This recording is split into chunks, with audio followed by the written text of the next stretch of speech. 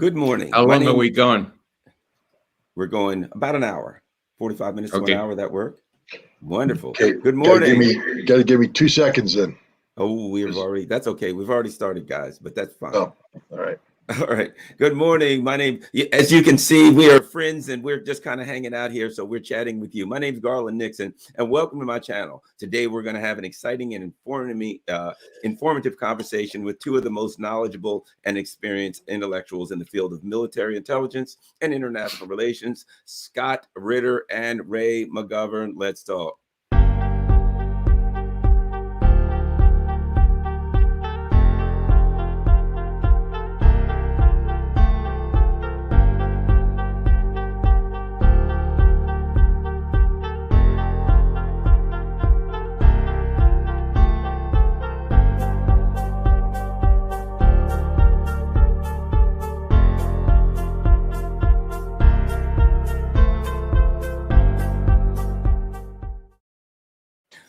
Good morning and welcome to my channel on YouTube and on Rockfin. Ray McGovern, he served as a CIA analyst for 27 years, from the administration of John F. Kennedy to that of George H.W. Bush.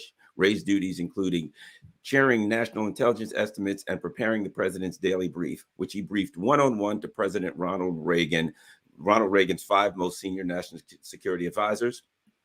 Ray co-created in 2003 Veteran Intelligence Professionals for Sanity to expose how intelligence was being used to falsely to justify the war in Iraq. Ray has a BA and an MA degrees from both from Fordham University. They're in Russian history, language, and literature with minors in theology, philosophy, and classics. He holds a certificate in theological studies from Georgetown University and is a graduate of Harvard Business School's Advanced Management Program. Scott Ritter is a former U.S. Marine Corps intelligence officer and author of Scorpion King, America's Suicidal Embrace of Nuclear Weapons from FDR to Trump. He served in the Soviet Union as an inspector implementing the INF Treaty, served in General Schwarzkopf's staff during the Gulf War, and from 1991 and 1998 served as a chief weapons inspector with the UN in Iraq. Mr. Ritter currently writes on issues pertaining to international security, military affairs, Russia, and the Middle East, as well as arms control and non-proliferation. Guys, welcome. Morning. Well, let's start here. There's a lot of things that we want to get started on, and I'm going to start by asking you guys 2 different questions. We're going to start with you based on your expertise, and then we'll get into some things that we can all talk about. Scott, give us an update. What is the status of the special military operation in Ukraine as you see it? Special military operation is unfolding as Russia has envisioned. They are in the process of liberating, capturing, occupying, whatever term you want to use, the Donbass. They have successfully linked the Donbass with Crimea with a land bridge. They're in the process of destroying the bulk of the Ukrainian army. And I think Russia is finding itself in a position it probably didn't anticipate when they started the special military operation. That is, things have developed in terms of NATO's and the United States level of support to Ukraine. We see the Ukrainian military reconstituting a significant combat capability, both outside of Ukrainian territory. We know that right now there's Ukrainian military formations undergoing advanced training in the use of Western artillery pieces in Poland and in Germany. Similar training is taking place regarding armored vehicles, tanks that are being provided. And what this means is that even though Russia is in the process of destroying a significant force, 40 to 60,000 Ukrainian troops in eastern Ukraine, Ukraine is reconstituting a combat capability that, if not addressed, will create the potential for a lengthened conflict. We've seen that the Ukrainians have the ability to carry out combined arms operations as we speak. We see successful counterattacks in the Kharkiv region. We see Ukraine attempting counterattacks in the south toward Kherson. So the idea that the Ukrainian military has been completely eliminated as an effective fighting force, I think, is a flawed concept. They are suffering significant losses, but unless Russia broadens its special military operation, and probably to the point of changing it from a special military operation to a war that includes the totality of the Ukrainian battle space. This is a conflict that is becoming dangerously close to being unwinnable by Russia, meaning that while they can achieve their special military operation objectives in the eastern Ukraine with 200,000 troops, they're not able to prevent Ukraine from rearming and re-equipping when Ukraine is being provided with tens of billions of dollars worth of equipment by NATO. Ukraine, look, we saw this in Vietnam. We saw this in Iraq. We saw this anywhere when in the Russians saw in Afghanistan. Anytime you provide your opponent safe space to build up military capability, you're never going to win. The North Vietnamese had the Ho Chi Minh Trail, Laos, Cambodia. In Afghanistan, the Russians saw that the Afghan rebels had Pakistan. In Iraq, the rebels, the Shia rebels, were able to use Iran as an area for refitting, re-equipping, retraining, etc. And so long as Russia allows NATO and Ukraine virtual hands-free access to Western Ukraine for training and for places in Poland, Germany, and elsewhere to equip without fear of Russian attack. This is a conflict that Russia is going to have a very difficult time controlling. They're winning in the East. That's what they said their objective was all along. They're accomplishing that objective. That's a special military operation. But we're talking war right now. I don't think Russia's made that transition yet. This is a de facto proxy war between the West and Russia, using NATO or using Ukrainian forces as the sword for NATO. The goal of this is to bleed Russia dry. And if Russia doesn't change the dynamic, then the reality is Russia will be bled dry. This is a conflict that is extremely bloody. Zelensky's indicated he's willing to mobilize 1 million people. And if it's one thing to say I'm going to mobilize 1 million people. It's another thing to say I'm going to mobilize 1 million people at the time when the West is ready to provide you with the funding that makes us capable and the equipment that turns 1 million people into a real military threat. So I see what's been happening in the last couple of weeks as being very decisive. This military aid that the West is providing is changing the dynamic. And if Russia doesn't find a way to address this meaningfully, to eliminate it as a military capability, then so long as Russia seeks a limited objective operation, that's all they're going to get. But the conflict will never end. I don't see Ukraine surrendering anytime soon. We've got an interesting article that came out today that's going to address that issue, and we're going to talk about that next. The two of all of us. But first, Ray McGovern, I had something I wanted to touch on specifically with you, and that is regarding a conversation that between Joe Biden and Vladimir Putin in December. And some things that happened afterwards. If you could clarify your understanding of that and how that created the dynamics to get us where we are today. Yeah, Garland, it seems to me very important. Now, I'm an old criminologist, right? And I used to read the press black and white, okay? And you can glean all kinds of things from reading the Russian press. This has been missed, perhaps deliberately, in the US and the Western press. And that is simply this. In very late December of last year, Putin made it clear that he needed to talk to the president of the United States like right away, like now. Negotiations between Russia and the United States were to start in just 12 days.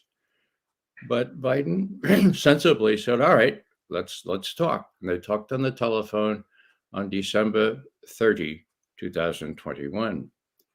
What happened? There was no real readout from the American side, but the Russian side said two things. Number one, that Biden had promised to take personal charge of what was going on with respect to negotiations and making sure that they were done accurately and with a modicum of trust. Okay. The second thing, more important, was according to the Kremlin readout now, Biden promised not to put offensive strike weapons in Ukraine. Okay. The wherewithal for them are already well established in Romania. All it takes is a little disc to change them from so-called ABM sites to cruise missile or even faster missile sites. In Poland, they're almost there. So here's Biden making a very strong pledge saying, all right, we talk about Poland and Romania later, but be reassured, Vladimir, be reassured. We are not, as he put it, we have no intention of putting offensive strike missiles in Ukraine. Big deal. Did the U.S. Contend with, or did they criticize, or did they paw, or did they say, well, that's not right? No, they didn't. They just let it stand. What happened? Well, 12 days later, the negotiations began. It looks very much like the U.S. side forgot about the promise, or that they told Biden the following morning, Joe, God's sake, this is our ace in the hole, man. We can put strike weapons in there. Don't forget about what you promised Putin that you'd do. Now, this is all based on what we used to call media analysis. It was a very lucrative practice. You had to know how to do it, and basically you had to do the work.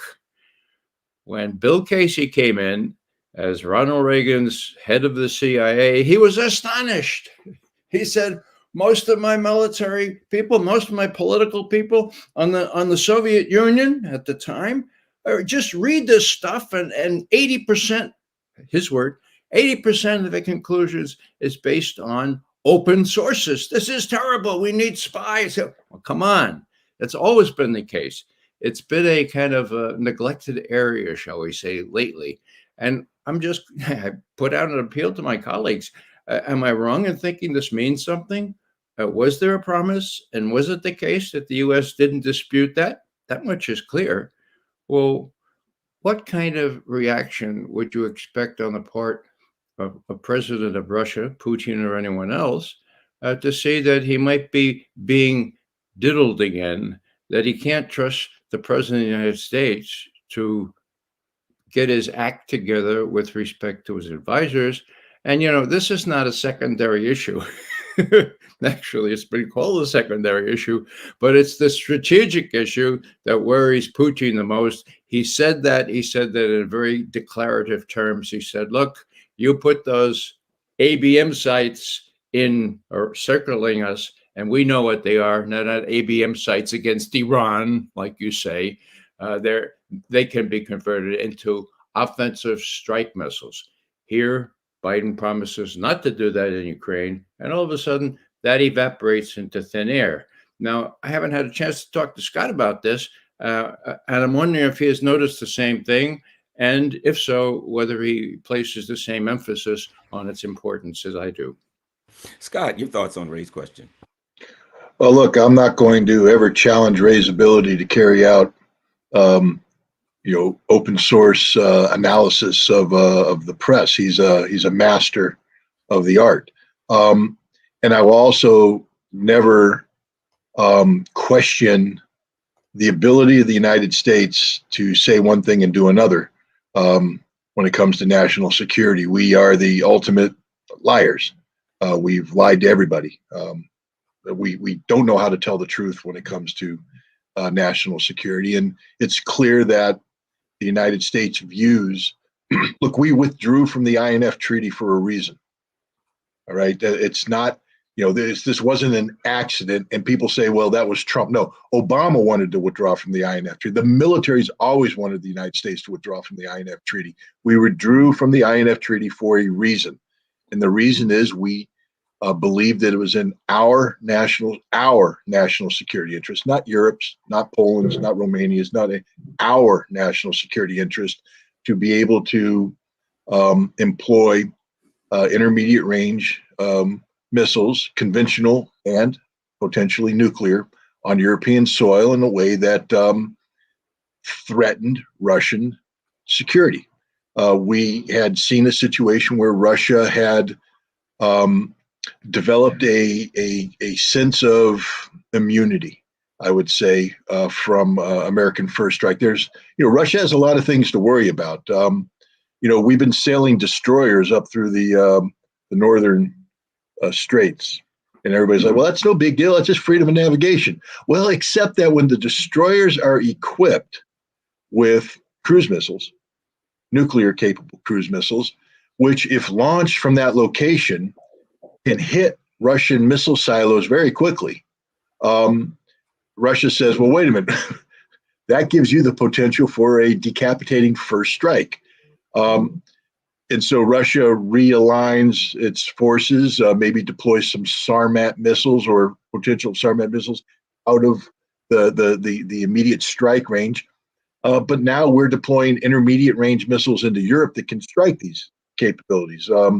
The bottom line is we're hazarding, we're penetrating, we're bursting Russia's nuclear deterrent bubble.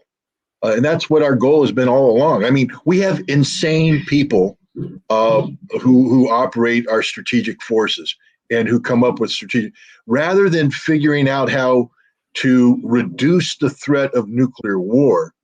These idiots are actually thinking that they can configure a force structure in a manner that will enable us to win a nuclear war. And so did Biden get ahead of his, it's happened before. I mean, Reykjavik, 1986, Ronald Reagan had an epiphany when he got shot. He was laying in bed and he watched an ABC series called The Day After. And he went, oh, good Lord, how realistic is this? And he talked to his scientific advisors and they said, it actually made it look pretty cool as opposed to what it would really be like. He said, but that was pretty terrible. And he said, yeah, no, nuclear war will be about the worst thing you can imagine. And then he was briefed on Able Archer 83, which was a NATO U.S. exercise of nuclear launch capability. And he found out that the Russians didn't know it was an exercise. They actually thought it might be the real deal, and that Russia mobilized and put on high alert its nuclear force. And Reagan went, oh my God, are we this stupid? This is Ronald Reagan, arch conservative, evil empire. And he went, this is ridiculous. He sat down with Gorbachev and outside of his advisors, Richard Pearl and company. And he said, hey, Gorby, why don't we just get rid of them all? Why don't we just get rid of them all? And Gorby went, great idea, except you got this thing called SDI, Strategic Defense Initiative. If you guys would drop SDI, we'll get rid of all nukes. And they were that close, that close. Unfortunately, Reagan was married to SDI. Gorbachev hadn't quite been advised by his people that SDI would never, ever, ever, ever work under any circumstances, that the Russians should just let the United States bankrupt itself. But the point is, we were that close to doing something because Reagan got ahead of his people.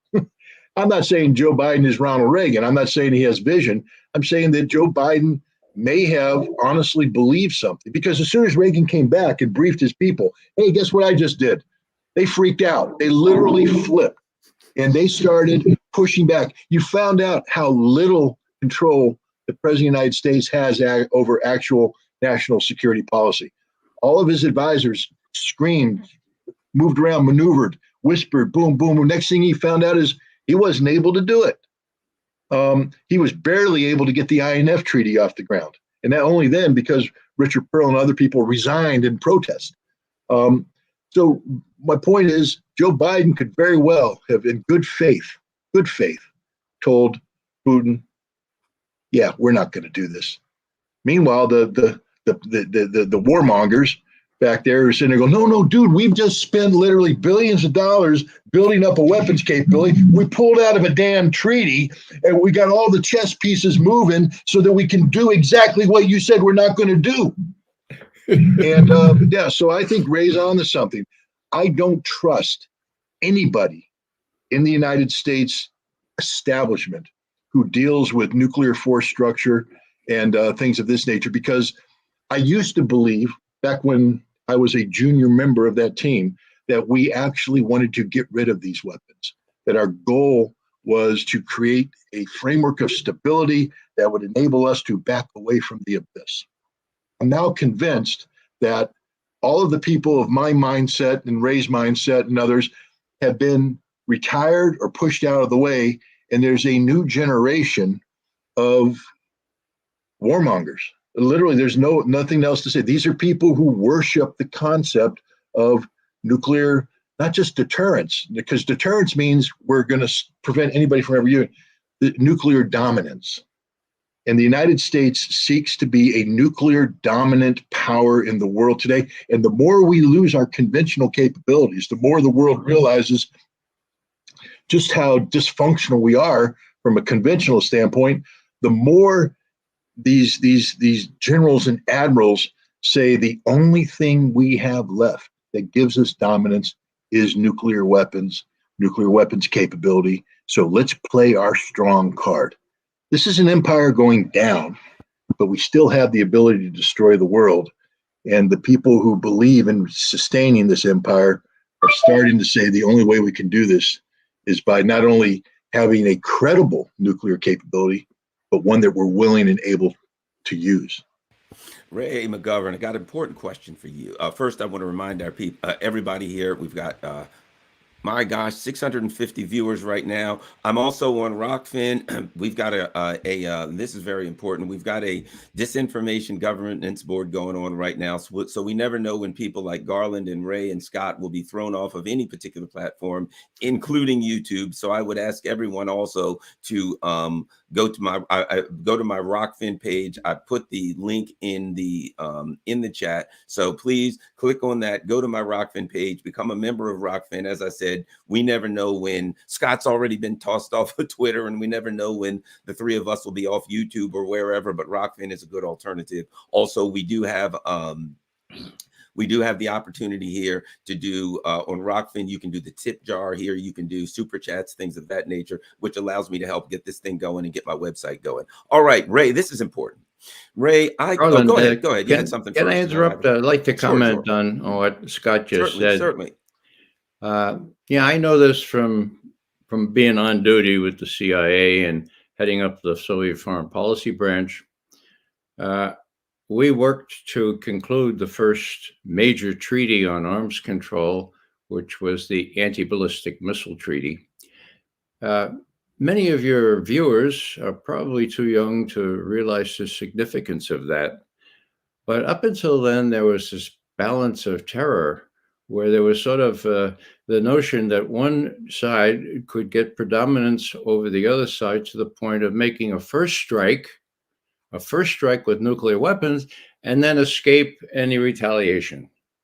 This was sort of a pipe dream, but it was, it was worrying, because if one side believed that, they might try it, okay? So we worked damn hard in the early 70s, 70, 71 in Helsinki and in Vienna with the Strategic Arms Limitation Team, the negotiators, and in May of 72, and I have the privilege of being there in Moscow, the ABM treaty was signed. And what did it do?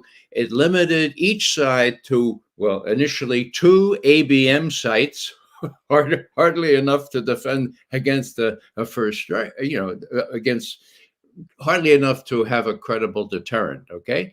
And then we reduced it after 2 years to 1. Did the Russians cheat? Well, Reagan asked us, not Reagan, but Nixon. In this case, he said Nixon. Nixon says, "How will the Russians cheat?" We said, well, probably. He said, well, how soon can you find out? We said, probably. Well, we asked the experts, the satellite managers and all that kind of stuff, the people who know the resolution of the images, and they said we can tell you in a week.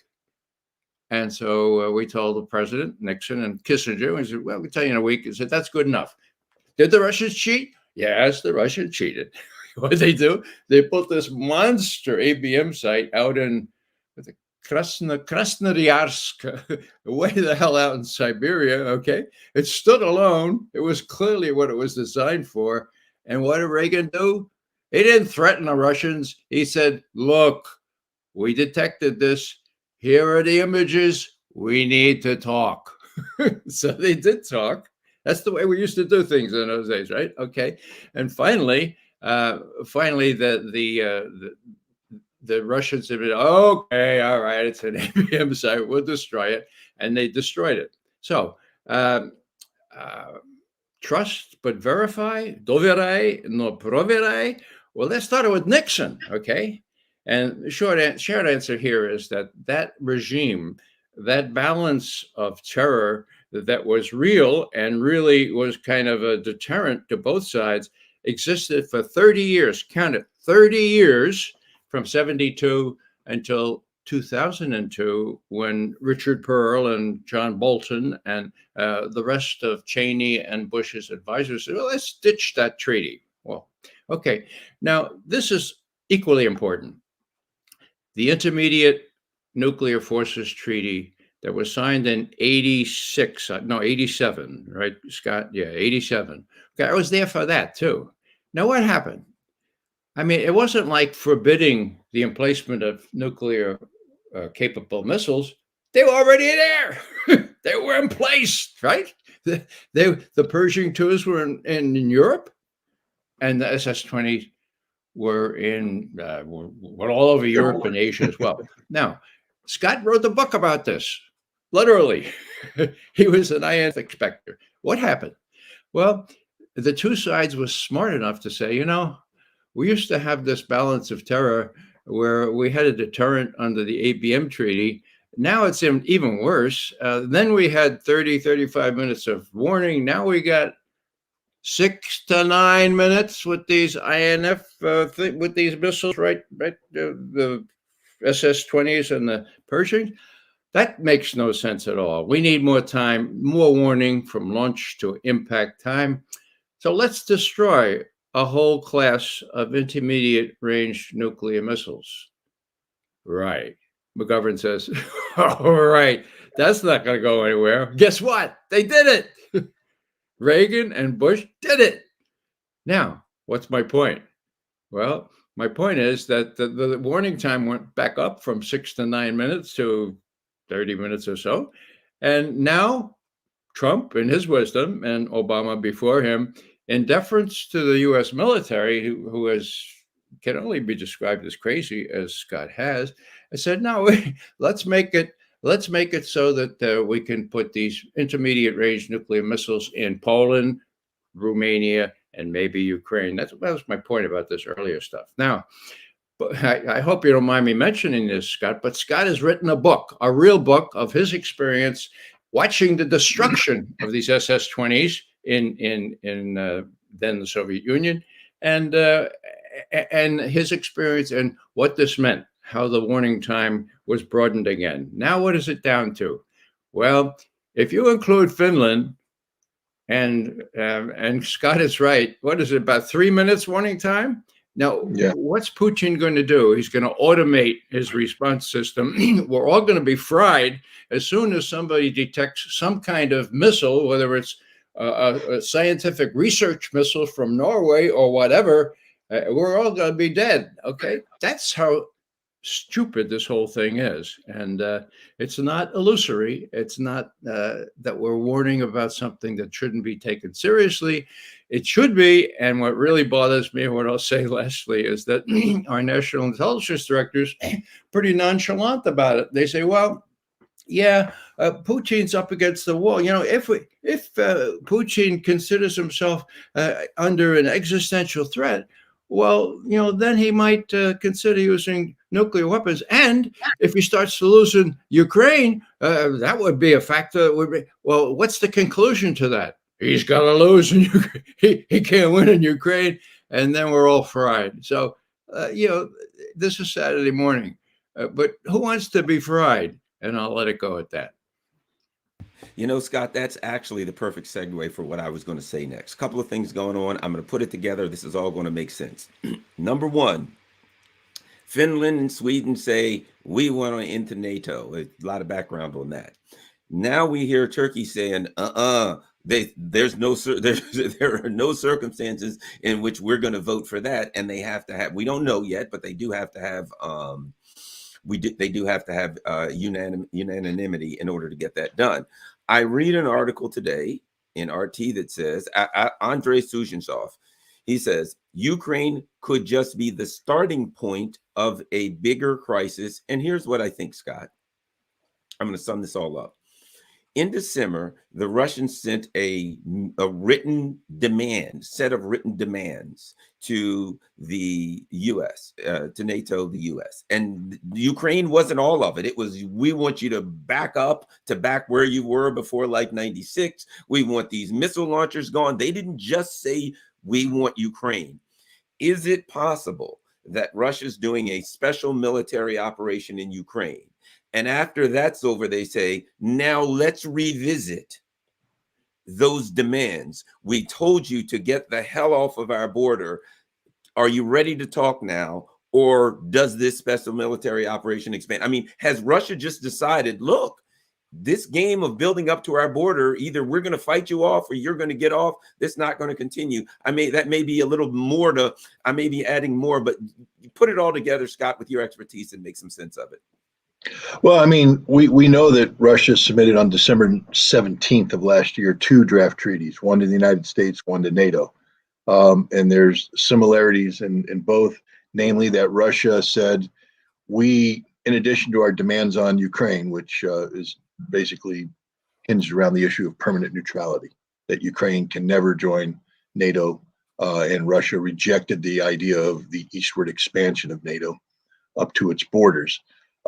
They said we have to come up with a new framework for security in Europe.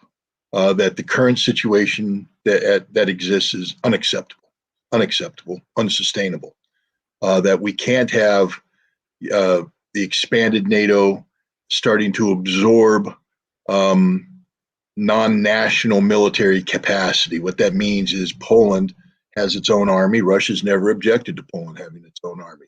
What Russia objects to is that Poland's soil is used, for instance, for an American ABM site / offensive ballistic missile site. That American, there's now an American core structure, headquarters, 5th Corps, I believe it is, in Poland. We've built a base where we have the permanent pre-positioned stocks for a heavy armored brigade in Poland.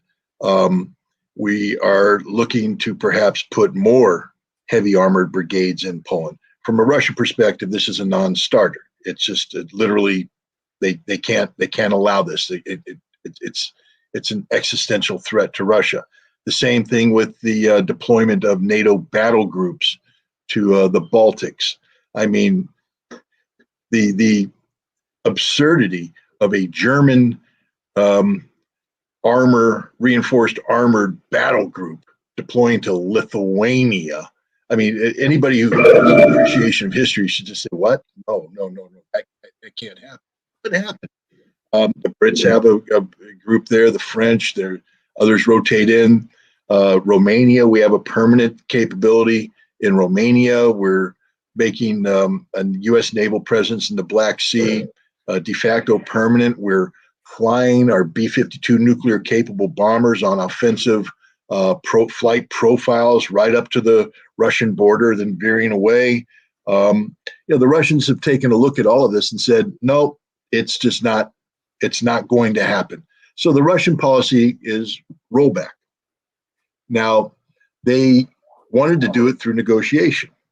And the best way for them to start a negotiation would be to make sure that they have a buffer of neutrality that separates them from NATO.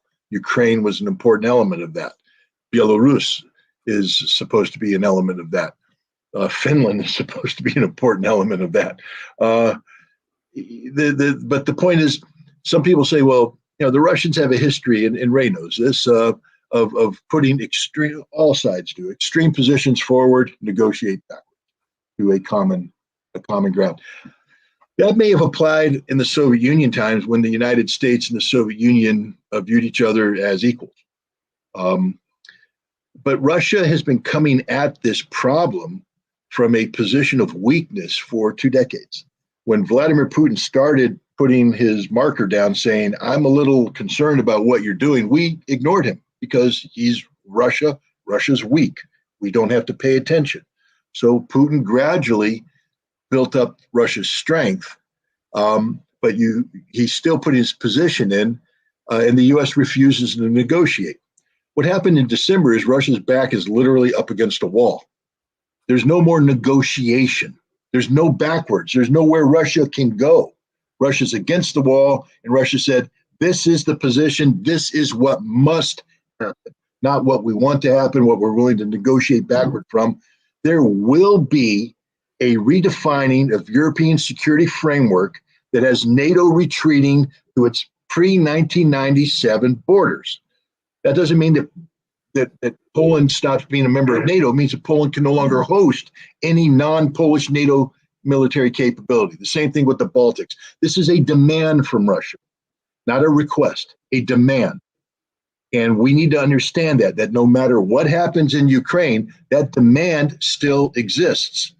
Now, Russia, they're very reticent. You don't hear the Russians broadcasting, their strategy and their objectives and stuff. You just have to take what they say at face value. I think Russia believes that the combined impact of a Russian military victory in Ukraine with the devastating economic consequences of NATO and Europe trying to stand up to Russia through sanctions, and the immense expense that will come with trying to retool NATO, because NATO is a joke. Literally, it is a joke of an organization.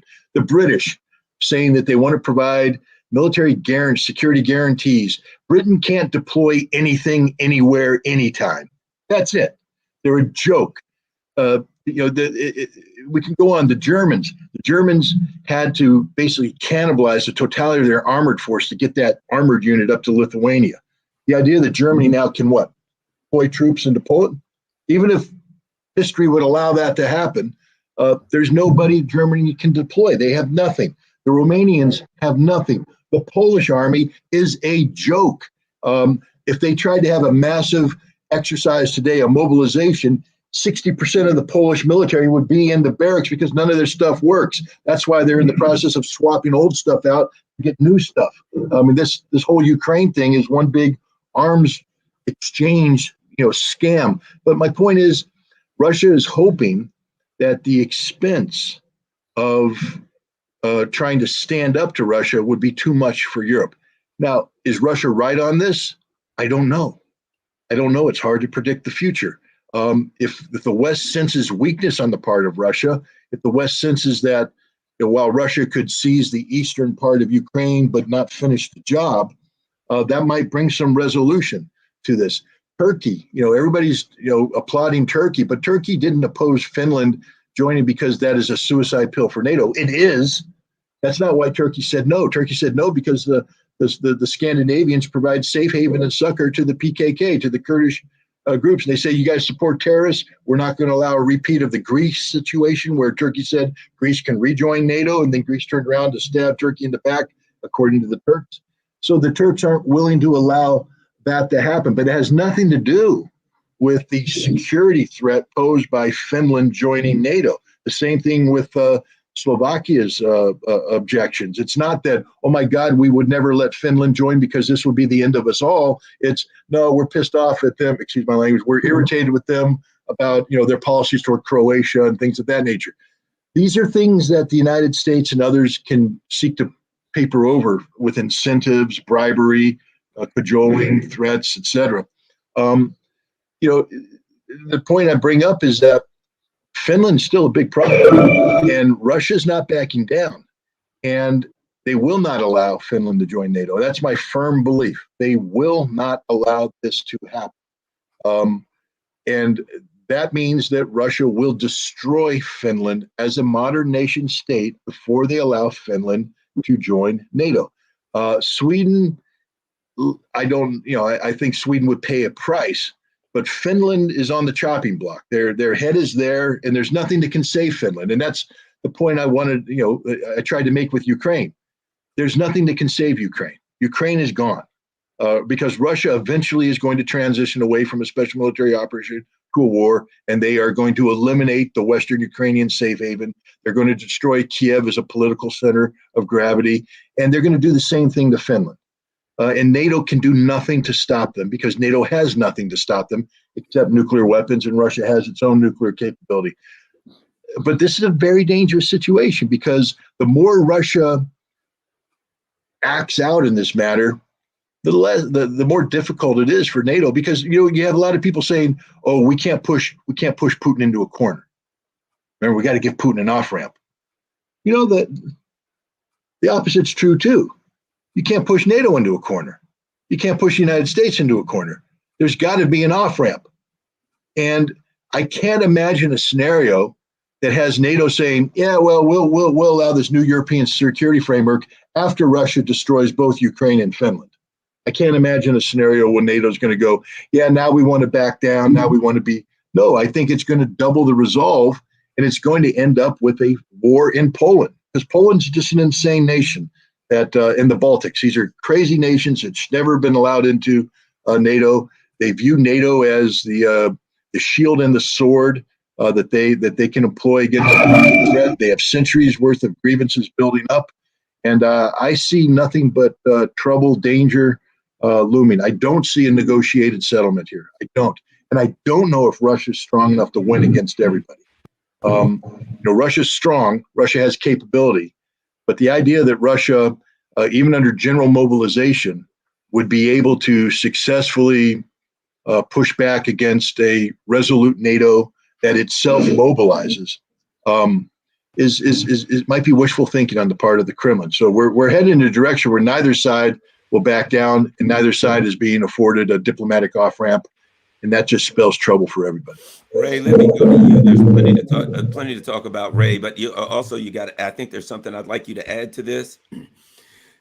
Russia can't lose this. If you study Russian culture and you see what's going on with them, you understand that Russia sees Hitler, they see Napoleon, and they see this as another great patriotic moment.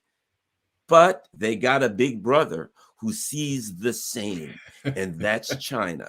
And so we're talking about, that's why unfortunately World War III, but we're talking about China saying we cannot allow Russia to lose. It's an existential threat, because if Russia loses, it strengthens the EU. The US says to the EU, come on, let's go get China. And this thing goes really bad. So China, I see China doing everything up to and including military action. They see this as an existential threat also. At any rate, let's put all of this together. Ray McGovern, make some sense of it. Well, as you know, Garland, Scott knows, I've been stressing the Chinese aspect of this for half a year now, since it became clear that Putin was given to understand by Joe Biden that Biden had been advised that China and Russia were at loggerheads.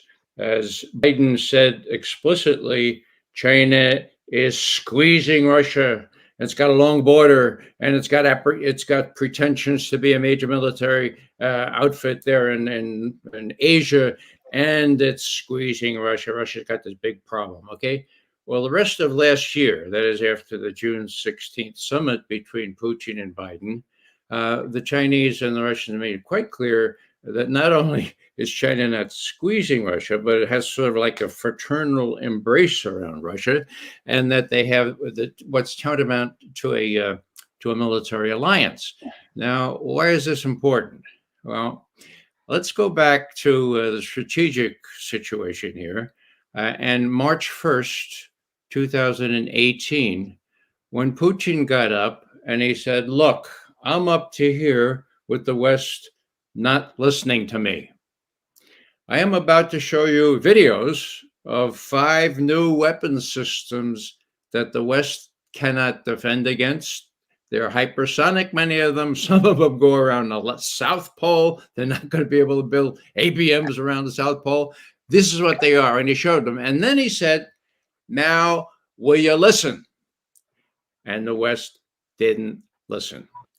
So what built up 4 years later, or 3 years later in 2021, was not only these strategic missiles, and not only the intermediate missiles that Scott and I have been discussing already in Romania, or potentially in Romania, Poland, and perhaps even Ukraine, but the strategic situation had changed. Still, would Putin have invaded Ukraine all by his lonesome, all by himself, as my grandchildren say? No way would he. He has China at his back. China has made it very clear that it supports Russian objectives toward NATO, and partly for the reasons you mentioned, Garland. They realize they're the next target, for God's sake. And if NATO succeeds in defeating Putin or driving him into a corner, China is next. I mean, they don't have to be paranoid about that. They read the US Pentagon documents. China is enemy number 1. Russia doesn't make it to the first tier, for God's sake. They're number 4, I think, okay? And it's just a month ago. So my point is simply this, that Putin went into Ukraine with tacit understanding from President Xi of China. That is big. That changed the whole equation. Not only the strategic and tactical military equation, but when Putin says that he went in for two express purposes, denazification and demilitarization, he is capable of achieving those. What happened? He's going to probably next couple of weeks. But what happens after that? That's what Scott rightly points out is a real problem. Last thing I'll question is this. A couple of weeks ago, we were talking and we said, well, you know, when NATO puts in those new 155 howitzers, they got to move by train. They're going to be detected. Russia's going to blow the hell out of all the new equipment that comes into Ukraine. Since then, they've hit many railheads. They're hitting many dumps and ammo dumps and so forth. Well, what do we think now? I mean, that's billions and billions, but if they can't get in without being destroyed, what does that do to the equation? I don't know. Scott, do you have any ideas on that? Well, the thing that frustrates me, not because I'm pro-Russian or whatever, it's that, you know, my assessment was that it would be very difficult for Ukraine to absorb this equipment, this material. The 155 howitzers are already operating against Russia. I mean, they're in Ukraine. They're operating. They're having effect in the Kharkov region. Not all 90 of them, but they have several batteries worth in play. How did this happen? And this is one of the reasons why I've radically changed my my overall assessment, because I had been operating under the assumption that Russia would be able to interdict the vast majority of this equipment. Russia has shown itself unable or unwilling to do this. And as a result, the Ukrainians are having meaningful impact on the battlefield, not in the areas of main contention in the Donbass, but on the periphery. For instance, this is one of the reasons why Russia has carried out tactical withdrawals north of Kharkov, because in order to match, Ukraine's putting its best capabilities there.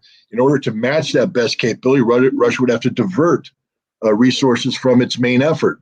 Russia has opted not to do so, so they're trading, land, redefining the battlefield, realigning it, using natural terrain features such as rivers to block the Ukrainians. But this is a transformative moment in the war, because what it means is that demilitarization is not taking place.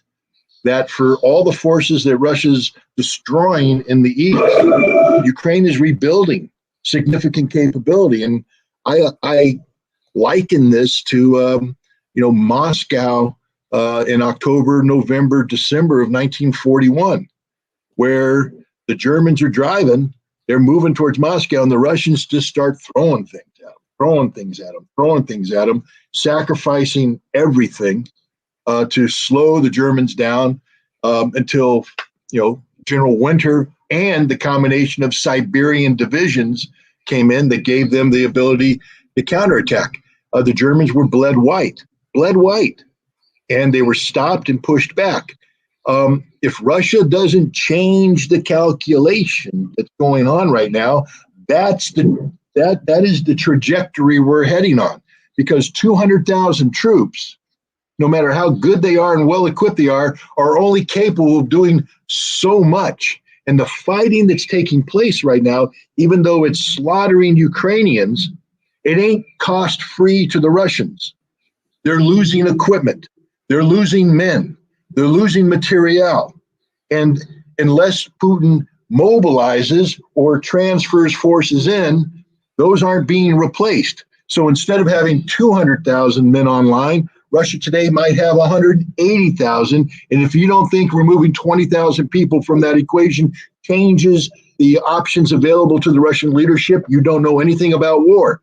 So I believe Russia is going to win in the East. I believe they're grinding the Ukrainians down as we speak. They're slaughtering them. It's the amount of death and destruction being dealt to the Ukrainians is unimaginable. But I believe the Ukrainians are willing to take these losses in order to buy time so that they can reconstitute a military that will challenge Russia. Because unless Russia is willing to jump across the Dnieper River and head into central Ukraine and western Ukraine and eliminate the strategic depth that the Ukrainians are being gifted by the Russians, demilitarization is not taking place. It can't take place when tens of billions of dollars of equipment is pouring in and Russia's not able to interdict it. The fact that these 155 millimeter M777 howitzers are operating on the front lines right now shows that there's something wrong with the Russian methodology. And unless they alter that methodology, I think that we're in for a very long summer. So I would think that generals in Moscow are arguing with Putin. Look, we have to change our methodology. We have to change our approach. Either we cut our losses, or we go for the whole 9 yards, and we start bombing the hell out of Western Ukraine. It's still not a member of NATO. They're still going to be shy about matching us in any meaningful way. Let's blow the hell out of them. Now, I don't know if that's really an option, but it probably would come only if there were a full mobilization in Russia. Is that your judgment, Scott? I think I've heard you say that before. Yeah, Russia did a partial mobilization a little while ago, 60,000 troops. And I believe that provided them the strategic depth to enable them, once the East is taken, to take Odessa. Because I think that's still part of the Russian objective. I think you're the expert at reading the Russian press, but the discussion that's going on right now is about the dysfunction. I think Garland, you mentioned an article by a Russian analyst from the Valdai group, but he's talking about how Ukraine, basically is a dysfunctional nation state, and how it was always difficult to marry the West Ukraine nationalists with the East Ukraine Russians. That was always a difficult proposition. It's now there's no reasonable person can think of a way to keep them married. This is a divorce that is going to happen. The Russian speakers will never be part of Ukraine. Ukraine will never accept Russian speakers, and the Russian speakers will never be able to live in peace with the nationalists. So I think that Russia is seeking to break away the Russian-speaking effort. I think that's the objective of the special military operation. I believe they have sufficient forces to do this. But I also believe that Russia believed that Ukraine would be defeated when this phase of the operation was complete. That it would be a belly up, surrender. We're going to negotiate, whatever. I think that aspect has changed. I think they let Zelensky live too long. They allowed him too much time to build relationships with the West. They allowed the West time to overcome internal domestic political obstacles about providing heavy weaponry, and they've allowed NATO to reconstitute the supply mechanism. Ukraine has strategic depth right now that it did not enjoy when this conflict started, and this changes everything. And if Russia doesn't adapt to that, and it requires more than mobilizing 60,000, it's going to require mobilizing 1.5 million people, because once Russia engages decisively on Ukraine, it's going to have to be willing to engage decisively on Finland, because what's motivating the Finns and the Swedes to join isn't Russia's pacifism. It's Russia's militancy. Russia's actions in Ukraine is what pushed Finland and Sweden over the what had been a political red line. And if Russia doubles down on Ukraine, Finland and Sweden are going to double down on joining NATO. It may take some time to overcome Turkish and Slovakian objections, but eventually the United States will bribe them. That's what we do best. We twist arms, we bribe, we cajole, and they will get a unanimous vote out of NATO. And Russia, it is a strategic defeat for Russia if Finland joins NATO. Once Finland joins NATO, they have Article 5 protection. That changes everything. That means now Russia would have to go. So I believe Russia would have to take out Finland prior to it receiving Article 5 protection, which means general mobilization. So for the Russians, it's a matter of mobilize now or mobilize later, but you're going to have to mobilize no matter what. And the sooner you mobilize, the sooner you can resolve what's becoming a very, very difficult problem in Ukraine. The strategic situation in Ukraine today is far different than it existed when Russia conceived the special military operation. There's one with respect to Finland, the NATO meeting at which this will be decided, ironically enough, in Warsaw, like the first, was it Warsaw? Madrid. No, it's in Madrid, where the first expansion of NATO was approved. Yep. So we have Madrid again. It's the 29th and 30th of next month, June.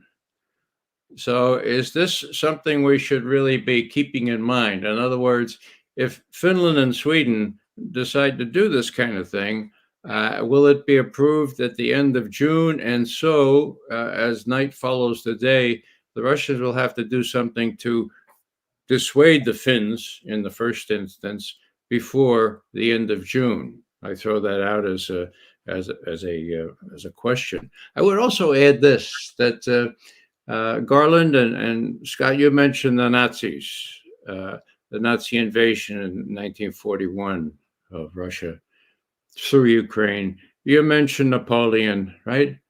What people don't usually mention is that the Russians suffered invasions from the Swedes, from the Lithuanians, from the Hanseatic League, the Germans up there in North Baltic. This is part of Russian history. Every Russian student knows this. So this is sort of like a really bad flashback, What you have here is what Peter the Great wanted to make not happen by beating a window into West. And Pushkin had that great poem, "B'ють грозит, мы будем шведу." From here, Leningrad, Petersburg, we're going to грозит Ivan Grozny, we're going to threaten Шведу, the Swedes. Здесь будет город заложен. Here there's going to be a city established. нас змей на медную соседу, природа здесь нам суждено в Европу прорубить окно. Okay, here nature itself has foreordained that we're going to break through a window into Europe. Now, this is the galactic change. The Russians have given up on that. And not anytime soon are they going to break a real decent window into Western Europe. And they've turned around. And luckily for them, Comrade Z finds himself in the same strategic situation, the same strategic threat, except he's number one. And so this is the new reality. This is why Putin can move, if he mobilizes, with a certain degree of assurance that Z has his back. Which brings me, guys, I know we're supposed to do an hour, but I got one more question, if you don't mind. If you got a couple more minutes, we got to touch on China.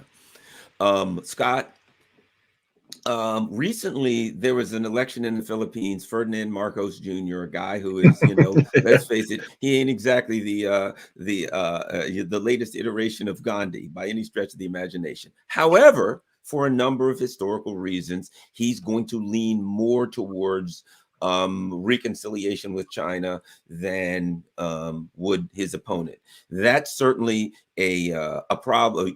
That's not a problem. To me, it's a good thing in that it's going to stop the neocons kind of in their tracks from utilizing Philippines. We also see that the Solomon Islands, they're also saying, nah, we're going to kind of lean towards China. What we're seeing is wherein the U.S. empire is able to get a bunch of compliant vassal states in the European area to all join and say, yes, we'll host missiles, we'll take suicide pills, economic suicide pills, whatever you need to help to poke the eye of the bear. In the Asian region, they're not having that kind of success. And China seems stronger as far as allies. China's going to people saying, hey, here's $20-30 billion. And these countries are saying, hey, we're good. We can go with that. We're seeing what happens to Ukraine. We don't want to get turned into Ukraine. Plus, we'll take the money. Your thoughts on what's happening in the Asian region, Philippines, Solomon Islands, etc. Scott Ritter. Well, to understand all that, you have to understand China's strategic posturing. They have something they call the 9-dash line. Basically, it's an old Chinese map that outlines China's territorial reach based upon the continental shelf extension off of the Chinese continent into the Pacific. The 9-dash line takes them well into the South Pacific Sea, and they've solidified their position there by building these enhanced man-made islands that they've now fortified. And for a long time, the position of the United States was, and its allies in the region, was to push back, to roll back the Chinese, to make these islands, the Chinese posture on these islands, untenable. That has failed. China has completed the fortification of these islands. If anything, one of the many lessons of the Ukraine conflict is that big ships that get too close to shores that contain anti-ship missiles tend to sink, even if they're called Moskva.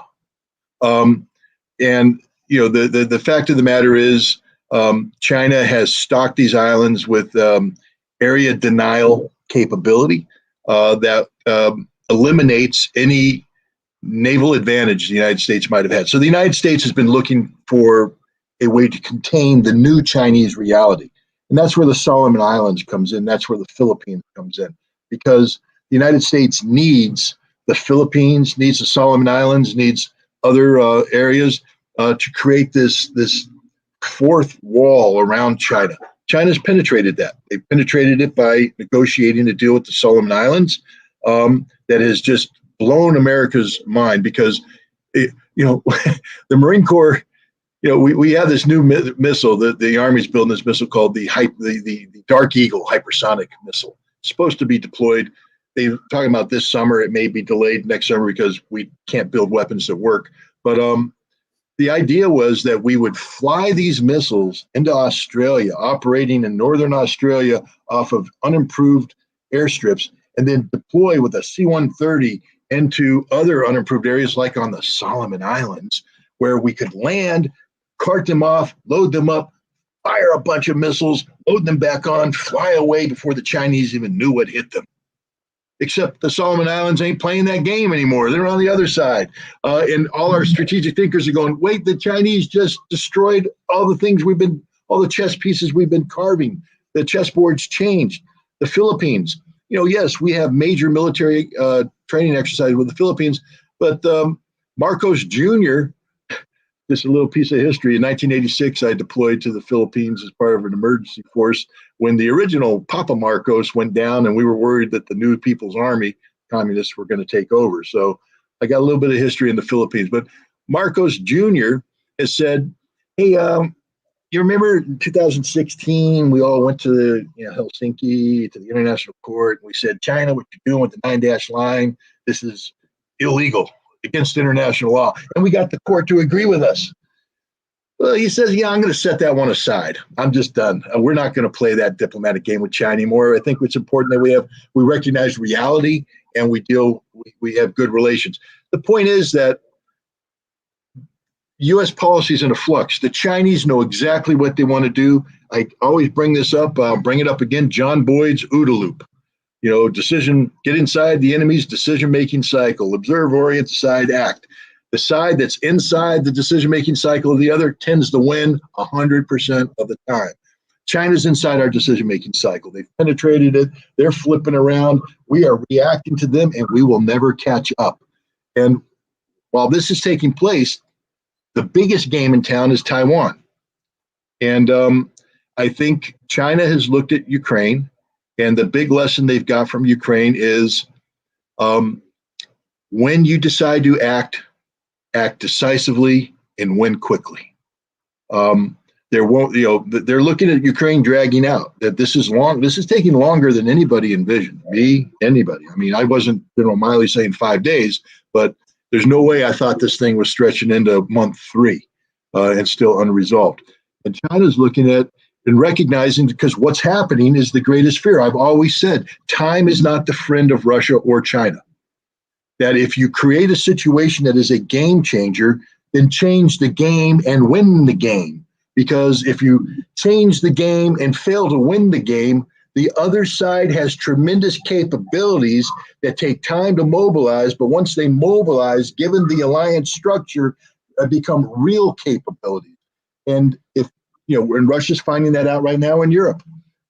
China, I think the lesson learned from this is, one, avoid war with over Taiwan at all costs, meaning that that push diplomacy, push a diplomatic off-ramp, push patience. I attended a conference just a little while ago where a strategic Chinese thinker, senior, basically said we can't go to war with Taiwan because everything we seek to accomplish by bringing Taiwan into our fold will be destroyed. We need a functioning Taiwan. We need Taiwan to be viable. We need Taiwan to have people, the economy, etc. And a war would destroy all that. So we'd be cutting ourselves in the throat by invading Taiwan. The only reason why we would go into Taiwan is if Taiwan declared independence, or if other nations started treating Taiwan like an independent state. The danger is that the United States is starting to treat Taiwan like an independent state. And Taiwan's starting to talk the language of independence. So we are teetering towards a conflict that China does not want to fight. But remember this, we're incapable of fighting it. Unlike Ukraine, we have no ability to reinforce Taiwan. There is no military relationship. We have no pre-deployed forces. Thousands of miles of Pacific Ocean separate the United States from Taiwan, and we would lose every ship we sought to send to Taiwan to reinforce Taiwan. So China knows this, and I believe that China, the lesson they got from Ukraine is delay war forever if possible. That war is not the solution. And nobody looking at Ukraine thinks that this is a good situation for anybody involved. It's a disaster for everybody.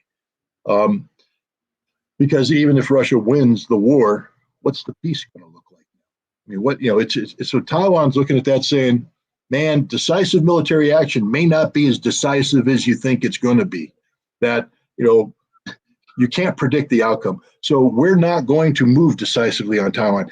China's actually pretty happy with the situation that exists right now. They're slowly but surely gaining economic control over Taiwan through these economic relationships, etc. So Taiwan, I think, would allow the current situation to extend in perpetuity as long as Taiwan doesn't formally declare independence. The danger comes if Taiwan says, "Yeah, we want to be independent. We're gonna buy off on this American notion of freeing ourselves." Because when that happens, I think the other lesson Taiwan got or China got is when you act decisively, terminate this thing instantly. And I think that Taiwan will find out that there will never be independence. All there will be is one form of Chinese control over another. You can either work with the Chinese right now and have a wonderfully functioning nation, or all that will end. But either way, you're going to be under China. China doesn't want war, but if they're going to fight a war, they're going to win the war that quick. That's my thing. Ray, let me add one more thing to that, and that is, in the event that there were problems in with their partner, the partner of their strategic alliance in Europe, Russia was having some issues.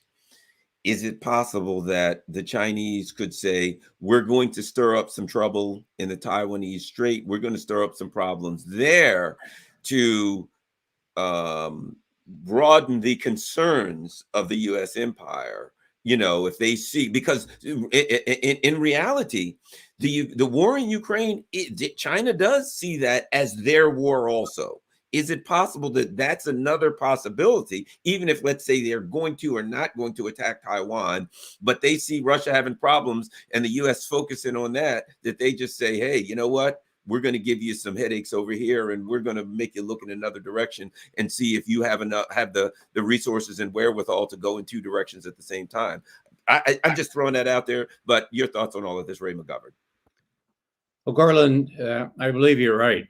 And I've been saying this for a year now, long before it became a situation where both the Chinese and the Russians described their alliance as having no limits, as being closer in effectiveness than a traditional alliance. That's where they are now.